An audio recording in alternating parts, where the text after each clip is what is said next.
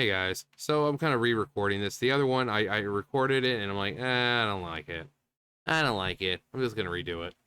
Um, there's also like 30 minutes, and I feel like actually no, I think the 30 minutes came from because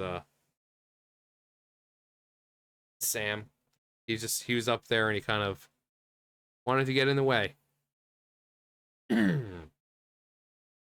But so God of War director David Jaffe blames YouTube grifters for killing Dragon Age the Veilguard and compares transgenderism to being black.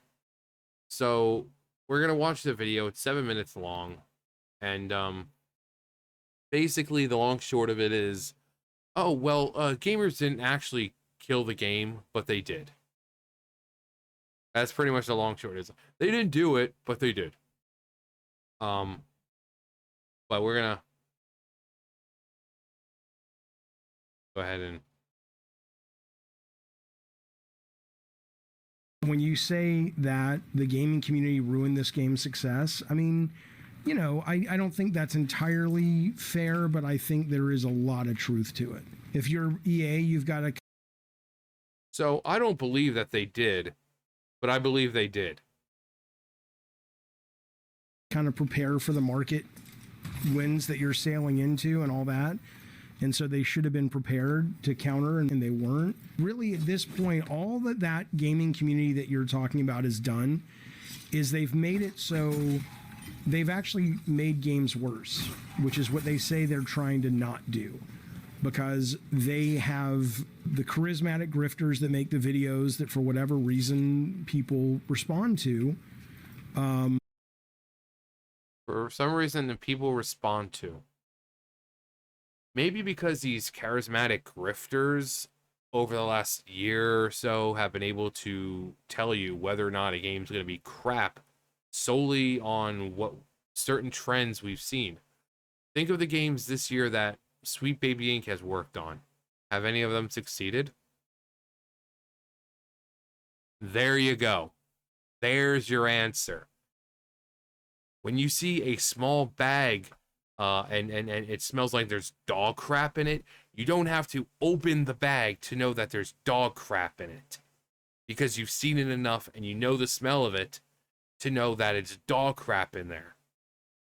When we see certain trends, even something as simple as pronouns, because it's never just pronouns. You see the pronouns, and then suddenly you have this entire 5-minute monologue about being non-binary and this, and so it's just one thing at first in like a trailer or pictures or whatever, but then you play the game and you find out it's much, much worse. And these people who call this stuff out, again, we said the same thing would happen with Star Wars Outlaws. We saw how they looked, they took a beautiful woman and how badly they translated her into game. Other things that we saw, and we're like, yep, this game's going to do terribly. We're not saying don't play it. We simply said the game's going to do terribly. And what do you know? 1 million copies sold. We didn't tell people don't play the game. We just said that the game's going to be crap because of certain things that we saw. With Dragon Age the Veilguard, we saw certain things. We didn't say don't play the game. We just said we know it's going to be crap. And what do you know? The game came out and it was crap. You have Tosh, one of the worst written characters in not just this game, but in any game. The story was, I mean, I've said this multiple times, and, I'm just repeating myself, but for people who don't know, people were pissed off that Solus wasn't the main antagonist. The game was originally called Dragon Age Dreadwolf, but Dreadwolf took a back seat to the Elven Gods. So there goes that. So that's one reason we knew it was going to be crap. You take a character like Solus, an interesting character, and then it's like, oh no, it was the gods the whole time. As if that hasn't been done 1 million times. We see videos of scenes leaking online, like pulling above. Even this dude admits that scene is terrible. It's terribly written. The entire game is like that. So when you see stuff like that, you know the game is going to be bad. When you see a game like Dustborn, Concord, we didn't say don't play the game. We said it's going to be a crap game. And what do you know? Pulled from the stores and from online 2 weeks after being released. None of us are saying don't play the game. We're just saying it's going to be crap. And, if you want to play, go ahead, but it's going to be crap. You see certain trends. People who haven't actually played a game played this game will hate it just because they're sort of told to hate it. And so what does EA do next time? They don't make Stellar Blade.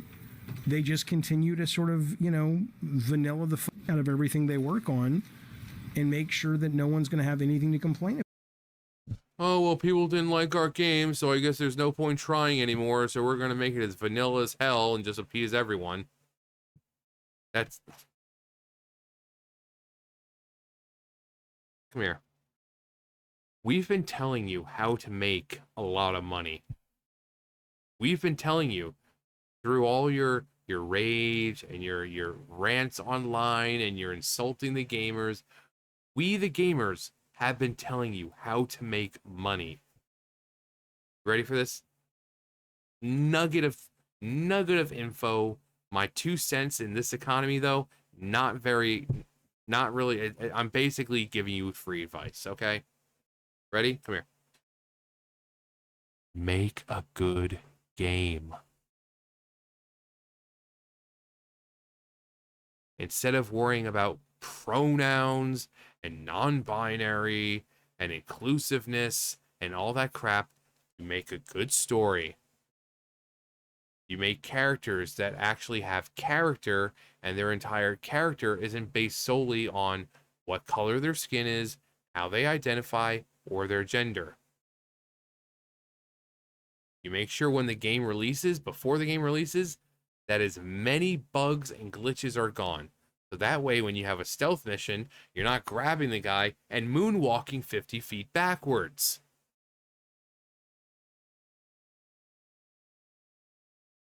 You make a good game. Keep the politics, the real world politics. It's like, gaming has politics. They have in-game, like in-world politics, like World of Warcraft has the politics in-game of, having these kingdoms and these different groups of people. Or, you have Legend of Zelda, you have the in-game, the in-world politics of running a kingdom. But the real-world stuff, whining about Orange Man bad, bringing up things like non-binary and transgenderism, things that wouldn't exist in a medieval fantasy game or in a medieval fantasy universe or era or whatever, leave that crap out. Okay? Because the people you're pandering to, even they're tired of it. They straight up ask you if you want transgender game options 1 hour in. You select yes or no. So all the people bitching invited into their game. I don't even know what it asks, but this character apparently is the Barv trans character, and so far there's nothing. Not that needs to be. I mean, to me, that's the equivalent of saying, "Do you want black people? Do you want black people in your game? We have a button that'll get the blacks out." That's the equivalent of it. But if that's what you're saying, I mean, I didn't even know that's what they were asking. The only thing I've come across so far, and again, I've seen that cutscene, it's terribly written and performed, the Barv thing, but the only thing I've even come across so far is when you're talking. So the scene that we all said was terribly written, that people are telling us, no, there's nothing wrong with it. There's nothing wrong. You just be.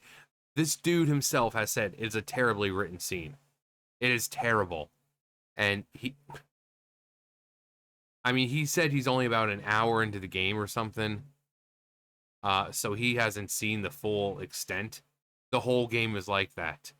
The whole game. In fact, I watched every Tosh cutscene I think the title, I think I named it a segment I like to call Tosh.0.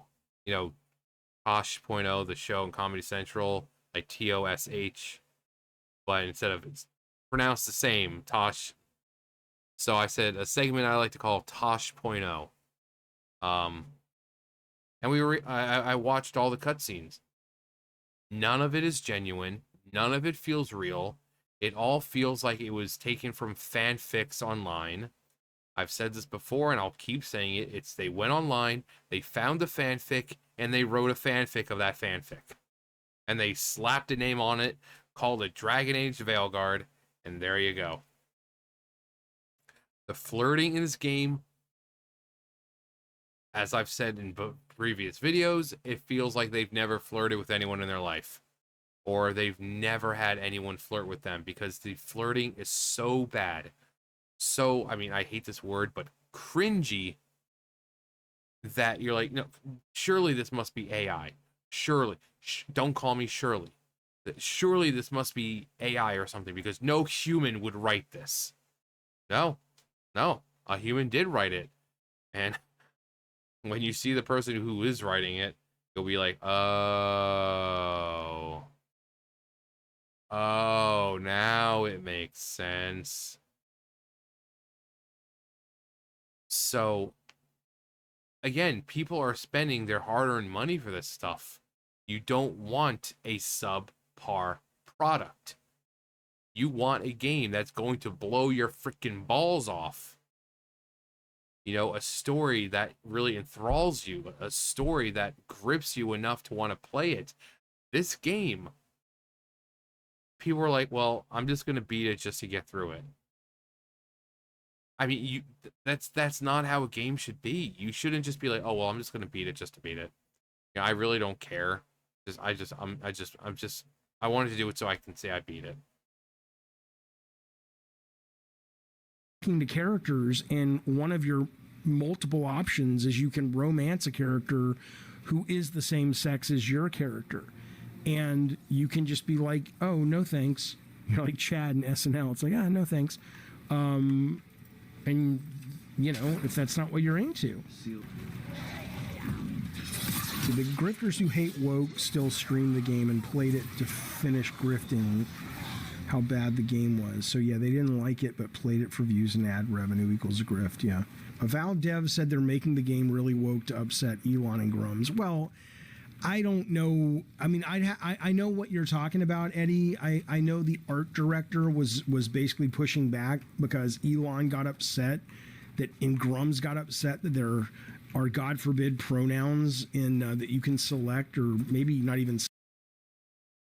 Again, it starts as pronouns, because that they're not going to show you everything all at once.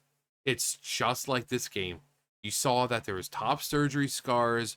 You saw that there was, you know, female body types, but you could add a bulge. You saw that there was a lack of chest options for, you know, the players who might have been a little bustier. And then you like, okay, well, surely it must be that, right? Just that's where it ends. And then you play the game. And then you hear Tosh constantly whining about not feeling good in her body. Constantly. The terrible voice acting, the terrible writing. So it starts as something as simple as pronouns. But then you see that it's so much worse than just that. It's not just the pronouns. That's just a small little portion of it. Again, when you see trends in games, because when it comes to pronouns, it's never going to be just pronouns. Once you see pronouns, you know that, okay, whoever is working on the game is going to put as much of their own ideological crap into this game as possible. It's not just going to be pronouns. Never, ever is. Select in Avowed. And so the art director got pissed off and the community manager shut her account down. But I don't know, you know, the game's almost done. So I don't really, you know, that may have just been sort of a pissy kind of statement. But I mean, again, you know, I mean, it's... And I agree, Morgan, when you say, oh my God, again with this. I know, but this is the news of the day. You know, I mean, this is sort of what happens in the gaming world right now. We're still talking games. I'm still playing lots of games. We're still doing game design discussion. Well, that's a sad outlook on it. It's just the norm. Might as well get used to it. You don't like what the companies are doing? You don't like the fact that they're adding their political bullcrap? Just get used to it. Just get used to it. It's the way of life now. The way of life. It's just part of life. But it doesn't have to be. Because again, all you got to do is make a good game. But these are the people that, you know, are influencing something. Don't know why. Don't know why, but they are. I mean, imagine how unsuccessful you have to be that you're willing to go, you know what I'll do then? My game wasn't working out. So you know what I'll do? I'll build a whole career about bitching about stuff that I find woke. Really? Yeah, I agree. You want to know what else is even more dumb? Wasting millions upon millions to build a game, only to fill it with things that you know are going to piss people off, just to have no one play the game. And then you wasted millions upon millions of dollars just because you want to have the mentality of a 5-year-old. Yeah, we can do that too, you know. This little game you got going on, we can do that too. So, I mean, these game companies are the ones wasting millions upon hundreds of millions of dollars. Us as the gamer, we don't have to buy your crappy game. That's $70, $80 that we don't have to spend. You, however, because, you know, you hear it all the time when people get laid off, like, oh my God, they had to lay off so many good people. Well, maybe if these companies stopped doing things out of spite, maybe all those nice, innocent people wouldn't have to lose their jobs because the game company would be making money instead of losing money, and they'd be able to keep all those nice, innocent people on. But no, instead, all you fucking morons can just start clapping like seals every time, oh, they really stuck it to those anti-woke MAGAs and all blah, blah, blah. You're the ones allowing these fine people to lose their jobs. Because instead of just calling out these game companies and saying, hey, why are you putting this in there on purpose to piss people off? You're going to lose money and people are going to lose their jobs. Instead, you're just like a bunch of fucking seals.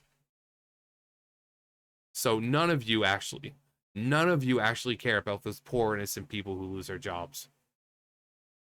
Because if you did, you'd be telling these companies to stop doing this crap, to stop putting things in games out of spite. Telling people to, you're 30, 40 years old, stop acting like a 5-year-old and like, he said something mean, so I'm just going to put something in the game to piss him off. God, that must suck for you. I'm not trying to be like reverse psychology the guy. I'm just saying it's like, Jesus, man.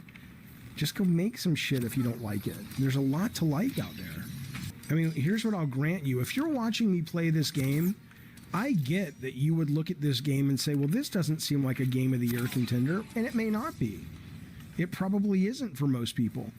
But I've been playing this now on stream for a little over an hour. Are you seriously looking at this and going, this looks like utter shit and it's crap?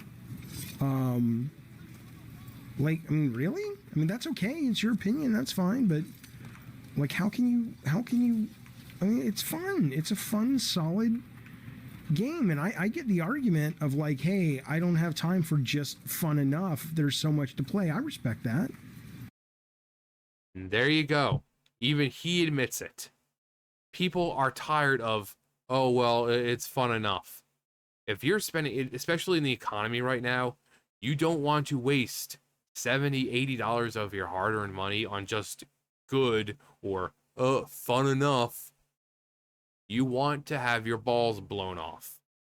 You want a story that is so good that you will be thinking about playing this game for the next several years. Think of games like, oh, I don't know, Ocarina of Time. The game that came out 97, 98. and yet it's left an everlasting impact, not only in gaming, but on people's lives.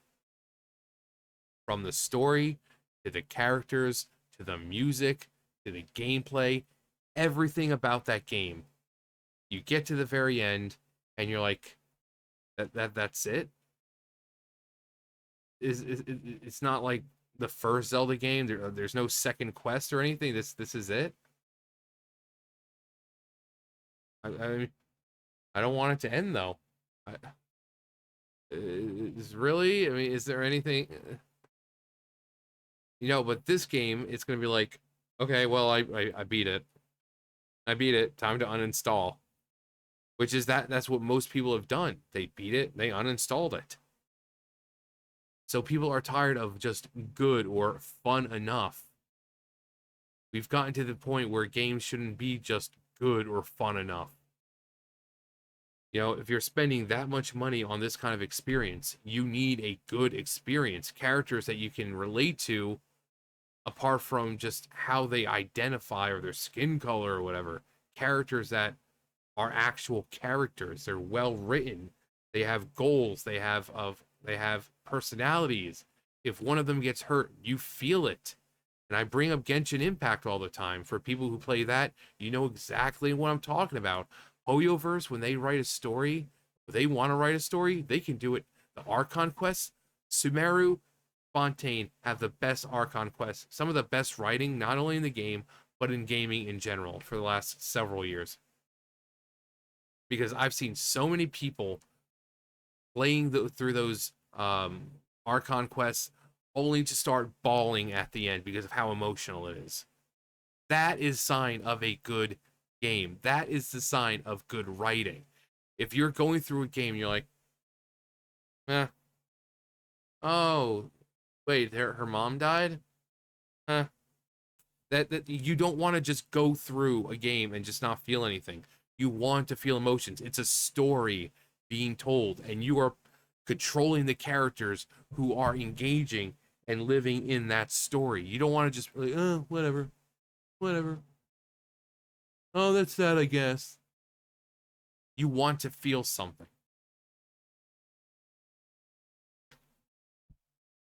People don't get it. But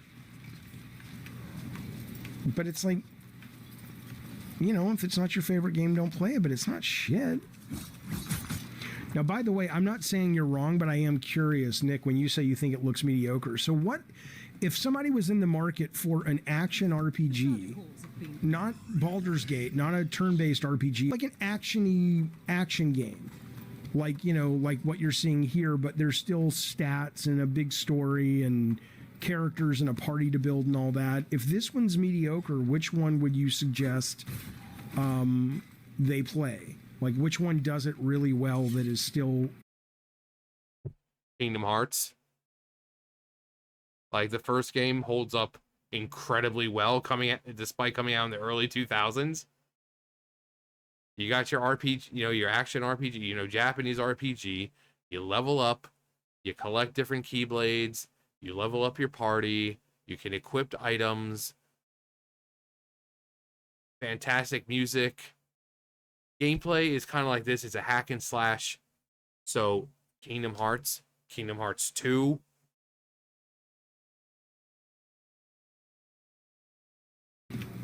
Relatively modern enough that would still scratch that itch.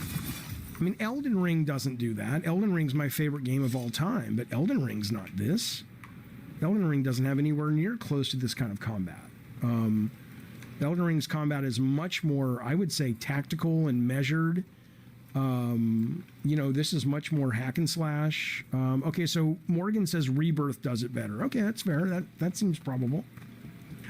Honestly, what pushed me away from Rebirth, and I played the demo, was just I read some reviews and stuff, and people were saying it's phenomenal, but it is so fucking long. I mean, people were saying it's like, my God, this thing, and it's the second part.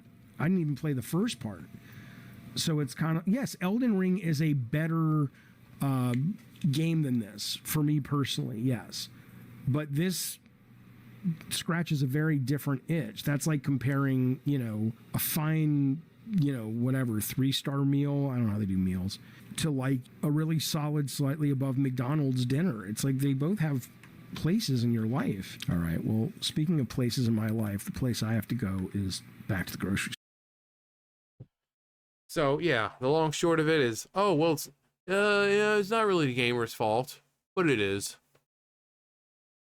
Not really the gamer's fault, but it is. And oh well, the game companies hear the mean words and they see that people don't like the game, so they just decide not to bother anymore. That, oh well, it's just the norm. You might as well get used to it. The the people wanting not just fun or fun enough or good. So this is everything wrong with the gaming company because they don't listen to us. We've been telling you for so long now how to make money. Because we're not saying don't play the game. We're not telling you don't play the game. We're just saying it's going to suck because we see certain trends. And more times than not, we're right. Again, the bag is sitting out there. You know what it looks like. You can smell the dog shit in it. You don't need to open it up to know what's in it. Because you've seen it before. So, I mean, we every one of us, whether it be a small-time person like me who has no influence at all, just some piece of crap nobody like me, or a bigger YouTuber, we're not saying don't play the game, but we're pointing out certain trends, and we see those trends are costing millions upon millions of dollars to the point where good people are being laid off. And we are telling you how to make money. But these people, out of spite and hatred for the gamers, do everything in their power to continue doing what they're doing. Because they don't care about making money. They care more about sticking it to those evil right-wingers. Because it's always right-wingers. They can't even fathom anyone on their own side calling them out. We are telling you how to make money. You just don't want to listen. And as long as they don't want to listen, and as long as there's those freaking people out there who are just constantly, leave big company alone, you stupid freaking incel, and it's never gonna change. It's never gonna change. So, what can you do? What would you do for a Klondike bar? Well, I'd go into every single one of these companies and fix them because we don't want to see these companies go out of business. These companies have been around 20, 30 years. We don't want to see them go out of business. We don't want to see good people lose their jobs. But, the people who say, "Oh, you're celebrating them losing their jobs." No, we're not. But the fact is these people insist on acting like petulant children, not listening to the gamer or the customer. They're losing millions upon millions of dollars, and because of that, they have to lay off good people because they'd rather make games out of spite and trying to stick it to the patriarchy or the right wingers or whatever than they care enough about making a good game. So, wishful thinking that things will change, but it's not going to. Not going to. But anyway, that's going to do for me. You guys know the drill. I'll see you guys later. Bye, guys.